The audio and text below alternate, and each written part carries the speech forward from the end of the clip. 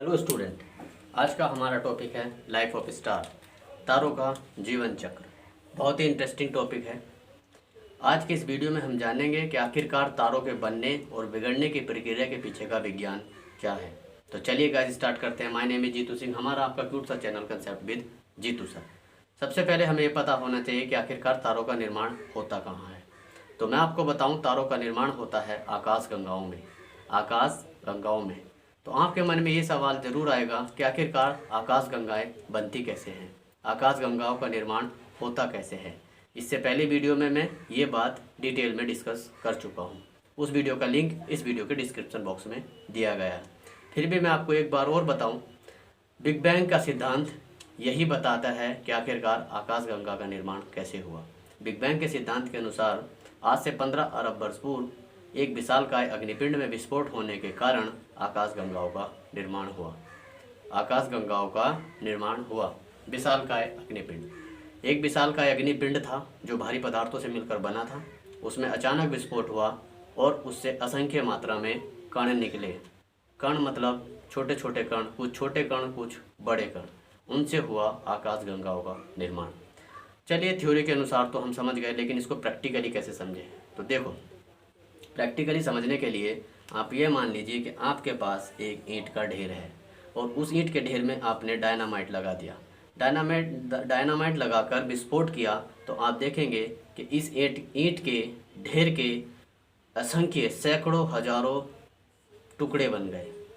हजारों टुकड़े बन गए और कुछ टुकड़ों का द्रव्यमान ज़्यादा है और कुछ टुकड़ों का द्रव्यमान कम है। आप जानते हैं कि अगर द्रव्यमान में वेरिएशन है, मास में अगर वेरिएशन है, मास अलग अलग है, तो एक फोर्स वर्क करता है जिसको बोलते हैं gravitational force. Gravitational force. Gravitational force की वजह से एक दूसरे को आकर्षित करते हैं। मान लो एक पिंड था जिसका द्रव्यमान था m और एक दूसरा पिंड था जिसका द्रव्यमान था m2 और एक तीसरा था जिसका मास था m3।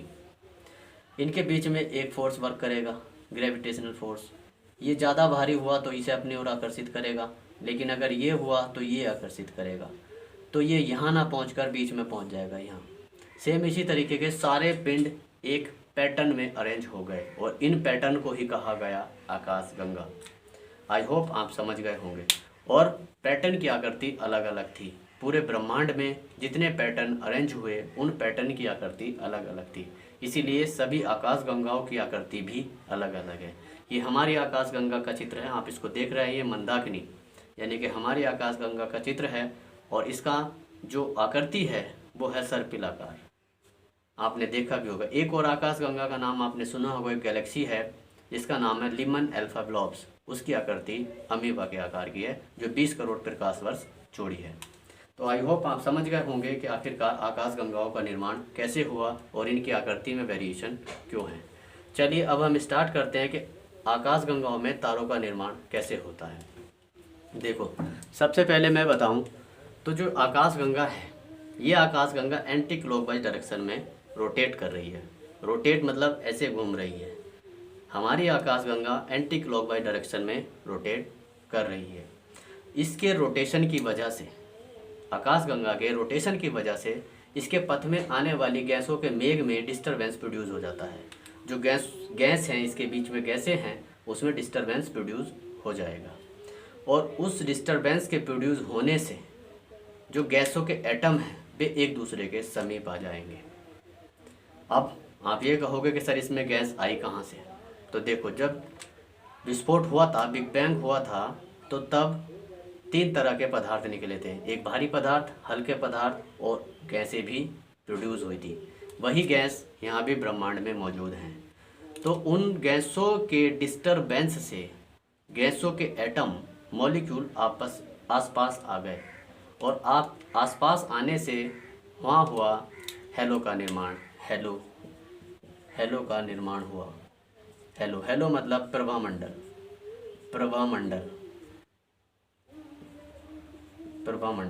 प्रभामंडल एक हेलो का निर्माण होता है। यूँ समझ लीजिए कि एक तेज गति से गुजरती हुई ट्रेन जब गुजर जाती है तो ट्रेन के पीछे धूल के कण एक गोले का आकार लेते हैं, आपने देखा होगा। सेम ऐसा ही हुआ यहाँ। और इस जो वहाँ धूल के कण थे, यहाँ गैसें हैं, तो इसे हेलो का निर्माण हुआ और इसे ही कहा तारा।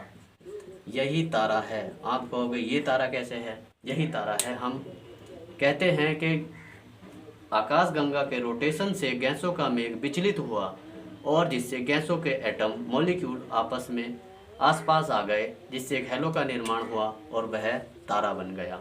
ये इसकी एक्चुअल परिभाषा है। तो देखो, सबसे पहले तारे का निर्माण हुआ। आप जानते हो तारे का निर्माण में एक प्रक्रिया काम करती है, नाभिकीय संलयन। नाभिकीय संलयन, संलयन, नाभिकीय संलयन, न्यूक्लियर फिजन, न्यूक्लियर फिजन, नाभिकीय संलयन इसमें काम करती है, जिसे कहते हैं न्यूक्लियर फिजन। मैं इंग्लिश में लिख देता हूँ, न्यूक्लियर फिजन। ठीक है भाई, न्यूक्लियर फिजन। न्यूक्लियर फिजन क्या होता है? जब दो हल्के नाभिक मिलकर एक भारी नाभिक का निर्माण करते हैं। जैसे मान लो यहाँ जो गैस थी वे थी हाइड्रोजन, और हाइड्रोजन का एटॉमिक नंबर होता है 1, और दूसरी हाइड्रोजन मिली और उसने बनाया हीलियम। हीलियम का एटॉमिक नंबर है 2। जब दो हल्के नाभिक मिलकर एक भारी नाभिक का निर्माण करते हैं तब होता है नाभिकीय संलयन। तो ऐसा ही सेम प्रक्रिया यहाँ हुई।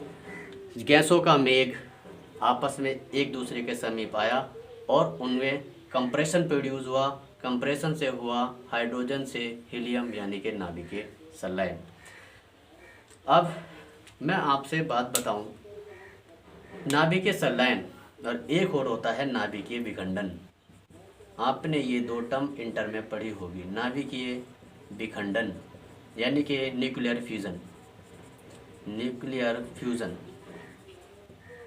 न्यूक्लियर फ्यूजन, सॉरी, ये न्यूक्लियर फ्यूजन है, ये फ्यूजन है, न्यूक्लियर फ्यूजन, और यह है न्यूक्लियर फिजन। ठीक है भाई, दोनों ही प्रक्रिया से ऊर्जा मुक्त होती है, नाभिकीय संलयन से भी और नाभिकीय विखंडन से भी। दोनों प्रक्रिया से ऊर्जा मुक्त होती है, रिलीज होती है।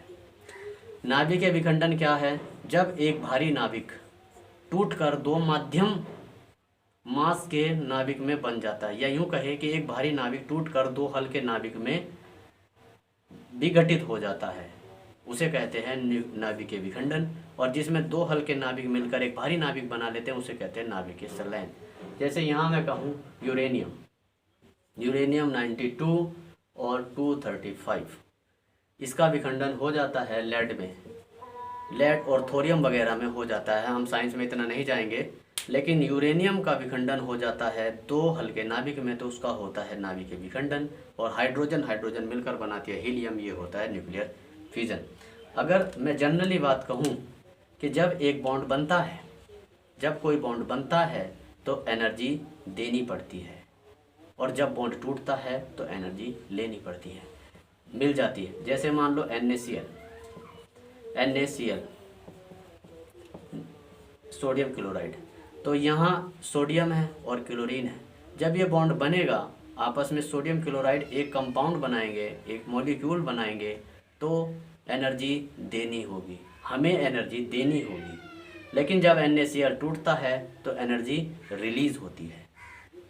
तो सेम देखो, यहाँ एक तरीके से टूट रहा है और यहाँ बन रहा है। तो हम कहें कि अगर यहाँ बन रहा है, दो मॉलिक्यूल से मिलकर, दो एटम से मिलकर एक मॉलिक्यूल बन रहा है, तो यहाँ एनर्जी दे रहे होंगे, ऐसा नहीं है। नाभिकीय विखंडन और नाभिकीय संलयन दोनों एनर्जी रिलीज करते हैं। ये आप बात याद रखिए। चलिए हम अपने टॉपिक पर वापस आते हैं। आकाशगंगा के रोटेशन से निर्माण हुआ हेलो का। हेलो को हमने कहा तारा। अब इस तारे में क्या है कि केंद्र में हाइड्रोजन समाप्त हो गई, केंद्र की हाइड्रोजन समाप्त हो गई, जबकि परतों के चारों तरफ जो बाह्य परत है उस पर हाइड्रोजन का हीलियम में बदलना अभी भी जारी है। केंद्र में हाइड्रोजन समाप्त होने के कारण यह एनर्जी, इसकी एनर्जी कम हो गई, यानी कि नाभिकीय संलयन की प्रक्रिया बंद हो गई। जब तक नाभिकीय संलयन की प्रक्रिया बन रही थी तब तक एनर्जी रिलीज हो रही थी। अब केंद्र में हाइड्रोजन समाप्त हो गई और नाभिक के संलयन की प्रक्रिया बंद हो गई और ये धीरे धीरे ठंडा होकर लाल रंग का दिखने लगा, जिसे हमने कहा रक्त दानव। आपने सुना होगा रक्त दानव, जिसका नाम है रेड जायंट। रेड जायंट, ठीक है भाई, रेड जायंट। अब इसमें अगेन विस्फोट होगा, रेड जायंट में अगेन विस्फोट होगा। अभी सूर्य का निर्माण नहीं हुआ, अभी बहुत कुछ बाकी है, इसमें अगेन विस्फोट होगा। तो इसके विस्फोट में दो फैक्टर काम करेंगे। सबसे पहले देखो, बीच में सॉलिड पार्ट है और बाहर की तरफ हाइड्रोजन हीलियम में लगातार बदल रही है, तो एक ग्रेविटेशनल फोर्स वर्क करेगा। जो बाहर के एटम्स है वे अंदर की तरफ गिरेंगे, एक वो फोर्स वर्क करेगा। और दूसरी बात, एक सेंट्रीपिटल फोर्स, जो बाहर की तरफ कोई रोटेट करते हैं तो एक फोर्स बाहर की तरफ लगता है, दो फोर्स वर्क करते हैं। आप दिमाग पर इतना जोर मत दीजिए, ये समझ लीजिए कि तारे से बना रेड जायंट यानी कि रक्त दानव कब बना? जब केंद्र का हाइड्रोजन समाप्त हो गया, धीरे धीरे ठंडा होकर वो लाल रंग का दिखने लगा, जिसे रक्त दानव कहा गया।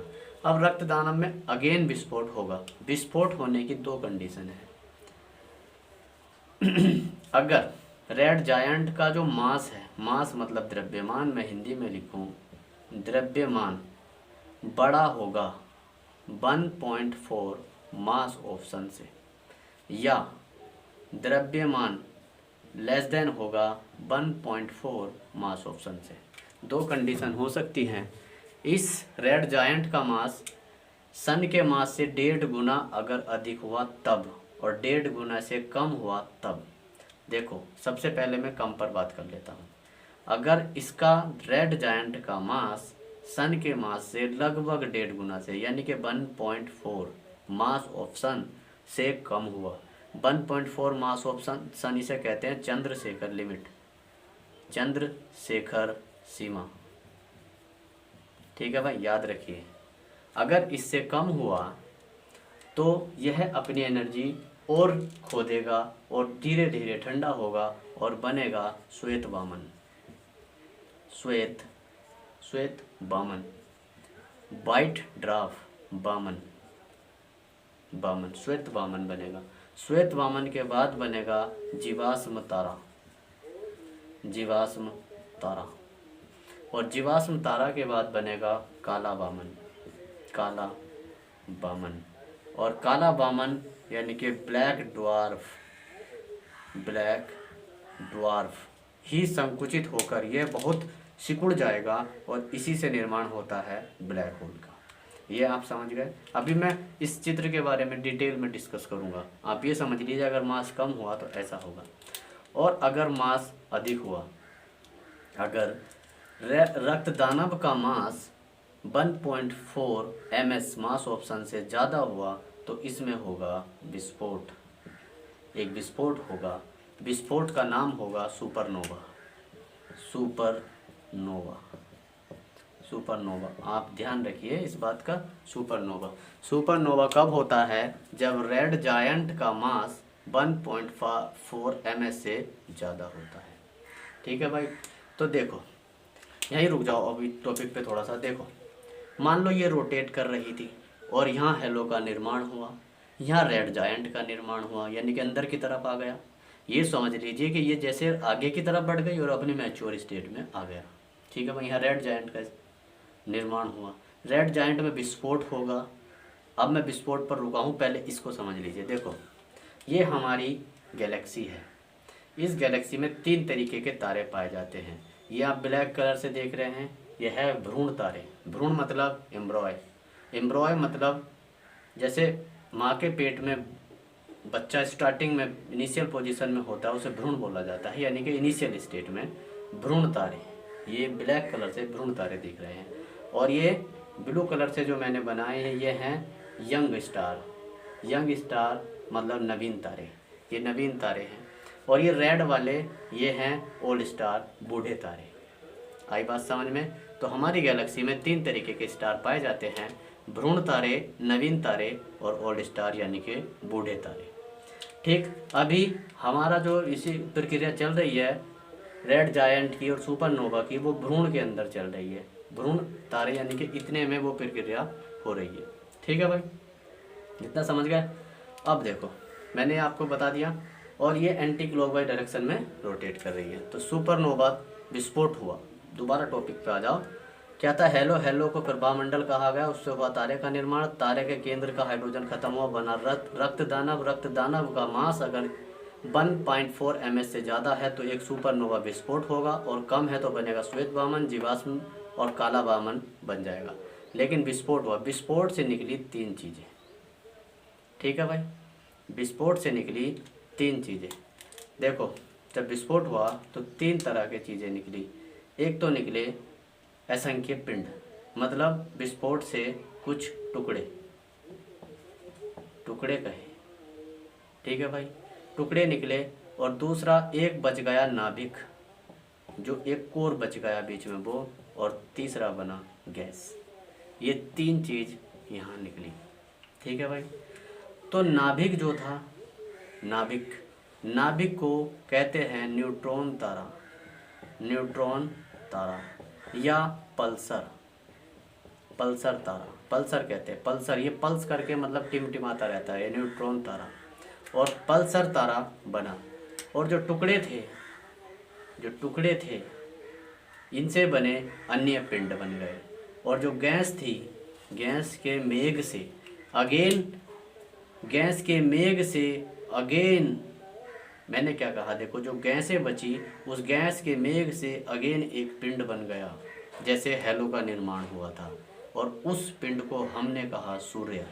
ये हमारा सूर्य जो एक नवीन तारा है, हमारा सूर्य एक नवीन तारा है, तो वो सुपरनोवा के बाद बना है। समझिए मैं क्या कह रहा हूँ। मैंने कहा जब रक्त दानव में विस्फोट हुआ, सुपरनोवा हुआ, सुपरनोवा से 3 पदार्थ निकले, कुछ टुकड़े निकले और एक कोर बचा नाभिक, जिसे न्यूट्रॉन तारा या पल्सर तारा कहा गया, और कुछ गैसें बनी। उस गैसों के मिक्सचर से अगेन नाभिक के संलयन प्रक्रिया प्रारंभ हुई, जैसे कि हेलो में हुई थी। नाभिक के संलयन की प्रक्रिया प्रारंभ हुई और उससे बना सूर्य, यानी कि हमारा सन। और जो टुकड़े थे उनसे बन गए प्लैनेट, यानी कि यहाँ तुम्हारे इसके चारों तरफ बन गए प्लैनेट। कुछ प्लैनेट का निर्माण हुआ और हमारे सूर्य का निर्माण हुआ, और इससे बना सौर परिवार। समझ गए? और ये न्यूट्रॉन तारा यानी कि पल्सर के बाद श्वेत वामन के बाद जीवाश्म तारा, काला वामन, और धीरे धीरे ब्लैक होल में पहुंच जाएगा। लेकिन हमारा सूर्य जो पहले की तरह, अपने बुजुर्ग की तरह बना है, इसमें नाभिक के संलयन की प्रक्रिया अभी भी चल रही है। अब सूर्य हमें लगातार एनर्जी दे रहा है, वो एनर्जी नाभिक के संलयन से मिल रही है। ठीक है भाई, आई होप आप समझ गए होंगे। देखो समझ गए आप ये पूरी प्रक्रिया। तो ये हमारा सन है, और ऐसे हजारों सन इसके अंदर हैं। आपने देखा होगा, ये है सूर्य का जुड़वा पिंड, प्रोक्सिमा सेंचुरी। ये सूर्य का जुड़वा तारा है। और ये है साइरस या डॉग स्टार, ये भी सूर्य का जुड़वा ही तारा है। लेकिन धीरे धीरे ये आगे की तरफ बढ़ते जाएंगे और अपनी एनर्जी कम होते चले जाएगी। इनकी एनर्जी कम होगी, और कम होने के बाद इनमें विस्फोट होगा, दगेंगे, ये भी विस्फोट करेंगे। जैसे अभी हमारा रक्त दानव यानी कि रेड जॉइंट में विस्फोट हुआ था, वैसे ही सूर्य के अंदर भी एक दिन विस्फोट होगा, आज से 400 अरब साल बाद। सूर्य एक हमारा नवीन तारा है जो सुपरनोवा के विस्फोट के फलस्वरूप बना है, और एक यंग तारे की कैटेगरी में रखा गया है। और इसमें नाभिक के संलयन की प्रक्रिया जारी है। जैसे रक्त दानव में यानी कि हेलो में नाभिक के संलयन हो रहा था, सेम उसमें भी नाभिक के संलयन प्रक्रिया जारी है। ठीक है, ऐसे बनते हैं तारे। और आकाशगंगा में लाखों तारे हैं। तो ये है ब्लैक होल। ब्लैक होल की डेंसिटी बहुत ज़्यादा होती है और हर चीज़ को अपनी ओर आकर्षित कर लेता है। डेंसिटी ज़्यादा है मतलब मास ज़्यादा है, मास ज़्यादा है मतलब ग्रेविटेशनल फोर्स ज़्यादा है। तो एक दिन सब इस ब्लैक होल में समाहित हो जाएंगे। तो देखो हमारा सूर्य भी एक नवीन तारे की श्रेणी में आता है, यानी कि अभी हमारा सूर्य यंग स्टार है। ये एम्ब्रो स्टार है, इनकी एनर्जी थोड़ी कम है। सबसे ज़्यादा जो चमक है वो नवीन यानी कि यंग स्टार में है। और ये बूढ़े तारे, इनकी एनर्जी लगभग समाप्त हो गई है। सेम उसी तरीके से एक दिन सूर्य में विस्फोट होगा और विस्फोट होकर अपनी एनर्जी को कम करेगा और फिर धीरे धीरे बूढ़ा तारा बनकर ब्लैक होल में समाहित हो जाएगा। अब हम बात करते हैं हमारी अर्थ की। तो हमारी अर्थ की पोजीशन देखो, तो सपोज करो हमारी अर्थ है यहाँ, तो हमारी अर्थ को रात में दिखाई देगा इधर वाले तारों का समूह, ये वाला समूह दिखाई देगा, ये जिसे कहते हैं मिल्की वे। ठीक है ना, हमारी गैलेक्सी का नाम मंदाकिनी है, लेकिन जो रात में हमें तारों का समूह दिखाई देता है उसे कहा जाता है मिल्की वे। अगर मान लो अर्थ यहाँ होगी तो ये वाले तारे दिखाई देंगे, और अर्थ यहाँ होगी तो ये वाले तारे दिखाई देंगे, और अर्थ यहाँ होगी तो ये वाले तारे दिखाई देंगे। लेकिन अगर अर्थ यहाँ होगी तो रात में हमें ये तारे दिखाई देंगे। यही कारण है कि कभी हमें तारे अधिक चमकीले दिखाई देते हैं और कभी धुंधले दिखाई देते हैं। अर्थ यहाँ और यहाँ दो पोजीशन पे होगी तो तारे अधिक चमकीले दिखाई देंगे, क्योंकि अर्थ चारों तरफ रोटेट कर रही है। अभी अर्थ देखो चारों तरफ रोटेट कर रही है। जब अर्थ इस पोजीशन पर और इस पोजीशन पे होगी तो हमें यंग स्टार दिखाई देंगे और तारे अधिक चमकीले दिखाई देंगे, रात अधिक चमकीली होगी। लेकिन अगर यहाँ होगी तो हमें बूढ़े तारों का समूह दिखाई देगा जिनकी एनर्जी लगभग समाप्त हो चुकी है और हमें वे तारे धुंधले दिखाई देंगे। लेकिन अगर अर्थ यहाँ होगी तो हमें ये एम्ब्रो स्टार देंगे जिसकी एनर्जी यंग स्टार से कम है। यही कारण है कि हमें कभी कभी तारे अधिक चमकीले और कभी धुंधले दिखाई देते हैं। आई होप आप समझ गए होंगे। तो हमने जो बताया कि भाई तारे क्या हैं, गैलेक्सी क्या है, तो आज तक आप गैलेक्सी की परिभाषा देते थे कि तारों के समूह को गैलेक्सी कहते हैं, तारों के समूह को आकाशगंगाएं कहा जाता। वो परिभाषा आपकी आज तक अधूरी थी। क्यों? क्योंकि आकाशगंगा में केवल तारे ही नहीं होते। आप देख चुके हैं इसमें तारों के अलावा क्या क्या है, गैसें हैं, अन्य पिंड हैं, ब्लैक होल है, जीवाश्म तारा है, न्यूट्रॉन तारा है और फॉजिल स्टार वगैरह बहुत सारे पिंड हैं। तो खाली तारे ही नहीं हैं, इसलिए आज से आपकी डेफिनेशन कुछ अलग होनी चाहिए। मैं डेफिनेशन लिख देता हूँ। एक गैलेक्सी, याद रखिएगा एक अच्छी definition, A Galaxy is a gravitational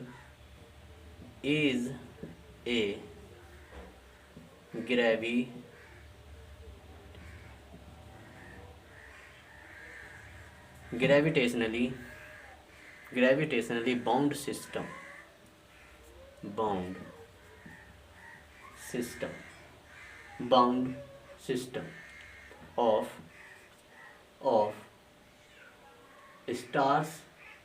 of stars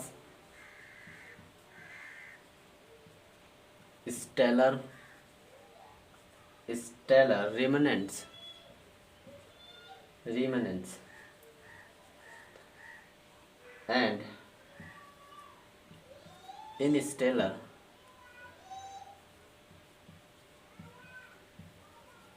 interstellar gas, dust and dark matter.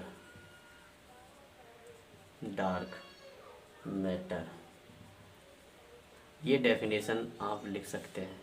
क्या कहा मैंने? ए Galaxy is A gravitationally bound system. Gravitationally bound यानी कि गुरुत्वाकर्षण से बंधा हुआ एक सिस्टम है, गुरुत्वाकर्षण बल से। किसका? स्टार्स का, तारों का। और स्टेलर रिमेनेंट्स है। स्टेलर रिमेनेंट्स मतलब न्यूट्रॉन तारा, वाइट ड्वार्फ, ब्लैक ड्वार्फ, ये स्टेलर रिमेनेंट्स हैं। एंड इन स्टेलर गैस, और कुछ गैसें भी हैं, डस्ट है और डार्क मैटर यानी कि ब्लैक होल वगैरह इसके अंतर्गत आता है। तो आज से आपकी गैलेक्सी की डेफिनेशन होगी कि galaxy is a gravitational bound system of star, stellar remnants and in stellar gas, dust and dark matter. I hope आपको अच्छे से समझ में आएगा। Thanks for watching.